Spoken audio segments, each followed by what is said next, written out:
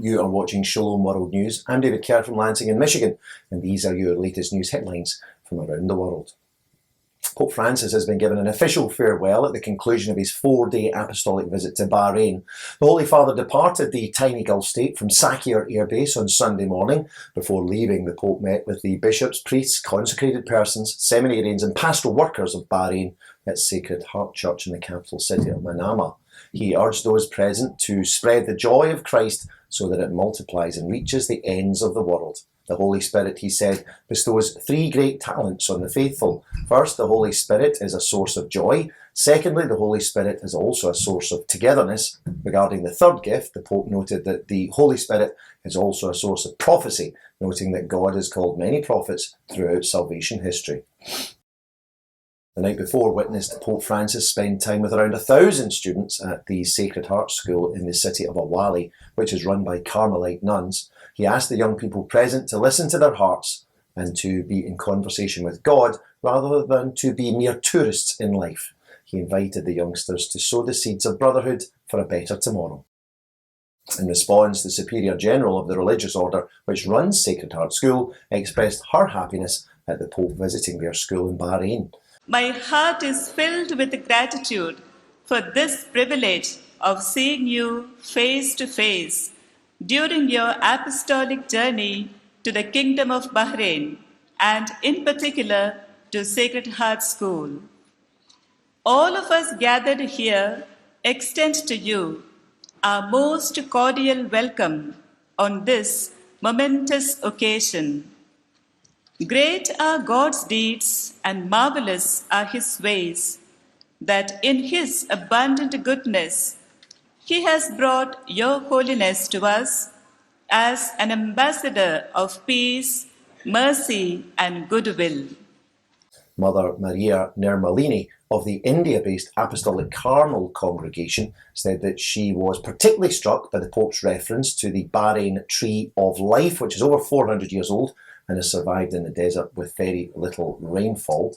So it is for Apostolic Carmelites, said Mother Maria. We are very active, but we need to be very grounded in our own spirituality and charism. Sacred Heart School is the sole Catholic school in the island nation, and it's administered by 5 nuns belonging to the Apostolic Carmel congregation. In other news, 9 health workers have been abducted from a government-run hospital in northwest Cameroon.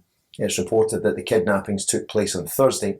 Cameroon's northwest is one of 2 English-speaking regions where armed rebels are currently fighting the government in a bid to create a breakaway state from the predominantly French-speaking nation. However, the main rebel group, the Ambazonia Defence Forces, have denied involvement in the abductions. One of Nigeria's most senior clerics has expressed his concern regarding the ability of the nation's government to bring security and peace to the West African nation. During a 1-day prayer initiative at the National Christian Centre in Abuja, Cardinal Onaiyekan called for fervent prayers for peace. In the last decade or so, he said, we have witnessed in our nation a gradual deterioration of peace and harmony with negative consequences on the economic and living conditions of our people. 78-year-old Cardinal Onaiyekan is the Archbishop Emeritus of the capital city of Abuja. He went on to say that insecurity has taken many forms in Nigeria, including terrorist attacks, killings by armed groups, kidnapping for ransom, and armed robbery. It is as if no one is safe anymore in this country, concluded Cardinal Onaiyekan. Iranian security forces have detained a female journalist for interviewing the father of a young woman who died in police custody after being detained for violating Islamic dress code. The death of 22-year-old Mahsa Amini in September sparked nationwide protests in which hundreds have now been killed and more than 1,000 people arrested. Now journalist Nazili Maroufian of Riyadh 24 News has been arrested by security officials on Sunday for interviewing Amjad Amini, Mahsa's father. The interview was published on an online news site by Maroufian on October the 19th. Maroufian was detained at the residence of relatives before being taken to Evin prison in the capital city of Tehran. It has been revealed that a 482-year-old crucifix was removed from the Hall of Peace in the German city of Münster before the recent meeting of the G7 foreign ministers. The city administration confirmed that the crucifix was removed at the request of the German Foreign Affairs Minister, Annalena Baerbock, who is a member of the Green Party. The revelation has met with criticism from the country's Christian Democrats, who see it as an act of forgetting tradition and history. The foreign ministers gathered there on the 3rd and the 4th of November to discuss the impact of the Russian attack on Ukraine. The bishops of Uruguay are encouraging people to participate in the national pilgrimage to the Sanctuary of the Virgin of the 33 in the city of Florida on Sunday, November the 13th. The image of Our Lady of the 33 dates back to the 18th century when 33 freedom fighters visited the shrine and entrusted the newly liberated nation to the Virgin's protection. It was canonically crowned in 1961 with the approval of Pope St. John the 23rd. A Spanish-based initiative which assists in the formation of priests and seminarians from all over the world has launched a new fundraising campaign. The Put a Face on Your Donation scheme is the brainchild of the Roman Academic Centre Foundation.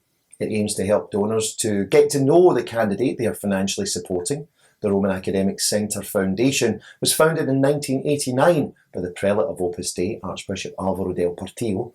Over the past 33 years, it has helped more than 40,000 students from around the world to receive financial assistance to study at the Pontifical University of the Holy Cross in Rome and in the ecclesiastical schools of the University of Navarre in Pamplona in Spain.